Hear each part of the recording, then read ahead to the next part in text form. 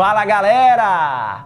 O objetivo desse novo programa é checar, investigar a veracidade dessas produções de horror baseadas em histórias reais. Vou buscar a verdade, doa a quem doer. Checarei todas as fontes de informação, os sites, os blogs, os livros, a reputação dos envolvidos e por aí vai. Esse é o Baseado em Fatos.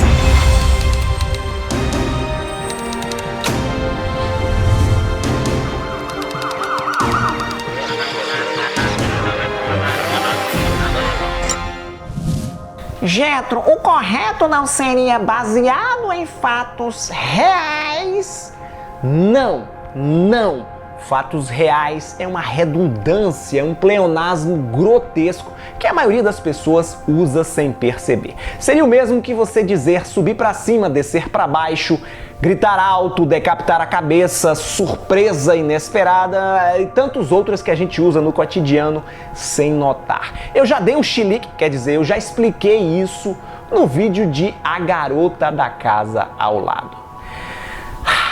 Lançado em 2009, Evocando Espíritos, ou The Haunting in Connecticut, o título original, se baseia numa história verdadeira que ocorreu na cidade de Southampton, no estado de Connecticut, evidentemente nos Estados Unidos, em meados da década de 1980. Na ocasião, após se mudar para uma antiga casa, onde anos antes havia funcionado uma funerária, a família Snedeker vivenciou uma série de traumáticas experiências sobrenaturais. No filme, o sobrenome da família foi trocado para Campbell e o motivo da mudança de residência foi ficar próximo ao hospital onde o filho adolescente do casal, um rapaz chamado Matt, interpretado por Kyle Gallner, um ator parecidíssimo com Christian Figueiredo, estava fazendo um tratamento contra o câncer à base de radioterapia.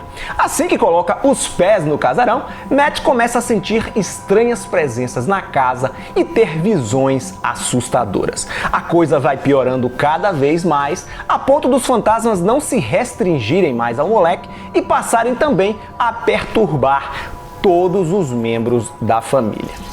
O roteiro usa a doença do garoto e a proximidade da morte, evidentemente, câncer não é um resfriado, como fator que permite Matt entrar em contato com os espíritos, como se essa fragilidade do corpo e da alma abrisse uma espécie de portal para o além. Isso, inclusive, é verbalizado de certa forma no filme por um dos personagens, um padre que é chamado para auxiliar no combate às forças do mal.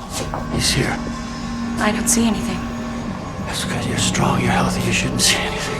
Se a sua casa está sendo assombrada por fantasmas, quem você vai chamar? Ghostbusters! Errado!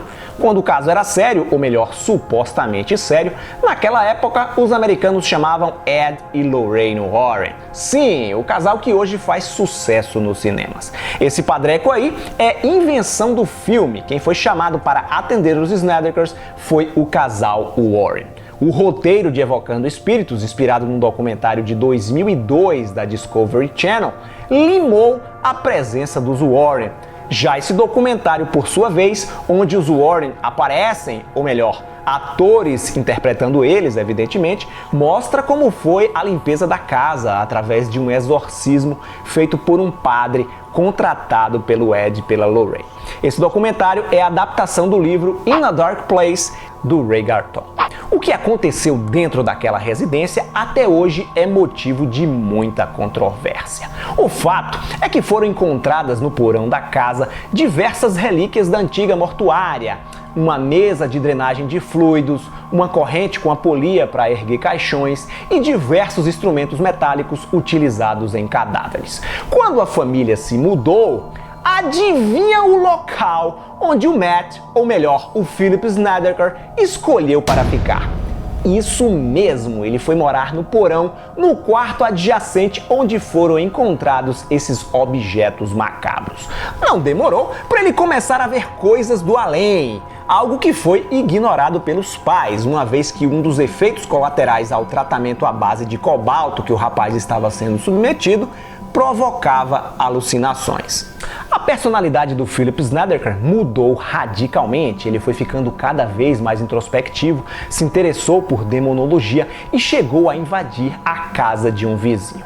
Na ocasião, ele disse para a mãe que havia feito isso no intuito de encontrar uma arma para matar o padrasto. Com o passar do tempo, os outros membros da família também vivenciaram experiências sobrenaturais. A filha mais velha disse ter sentido uma presença estranha dentro do quarto e que foi acariciada por uma mão invisível. Os relatos mais bizarros partiram da mãe, da Carmen Snedeker, que afirmou ter sido estuprada diversas vezes por um demônio. Nada disso foi comprovado e nada disso está no filme. A verdade é que a família estava passando por uma série de problemas, não só de ordem financeira, como também envolvimento com álcool e drogas, o que dificultava o esclarecimento dos fatos. Quando os Warren se mudaram para o casarão onde eles moravam e por lá ficaram 9 semanas, o Ed Warren, que era um astuto homem de negócios, percebeu que aquela experiência poderia render algo lucrativo. Ele então contou para os Snedekers que a família Lutz havia recebido uma boa grana com o livro Terror em Amityville. Vocês lembram dos filmes, né? Eu até já fiz um combate aqui no canal. Os Snedekers, eles ficaram extremamente entusiasmados com essa possibilidade, afinal de contas, eles estavam precisando de grana para o tratamento do filho. Os Warren, então, negociaram com os Snedekers os direitos autorais de sua história e contrataram o escritor Ray Garton para colocar os relatos no papel. Durante as entrevistas, o Garton percebeu que havia algo de muito errado.